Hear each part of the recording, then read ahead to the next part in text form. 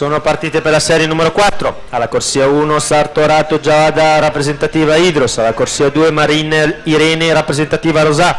Alla corsia 3 Neam Tuana Maria Antares Nuoto. Alla corsia 4 Secco Maddalena, rappresentativa Idros. Alla corsia 5 Scarabat Alice Triestina Nuoto. Corsia 6 Trevisan Marianna, rappresentativa Idros. Corsia 7 De Mozzi Sofia, Rarinantes Marostica. In corsia 8 Lamberti Camilla AN Brescia.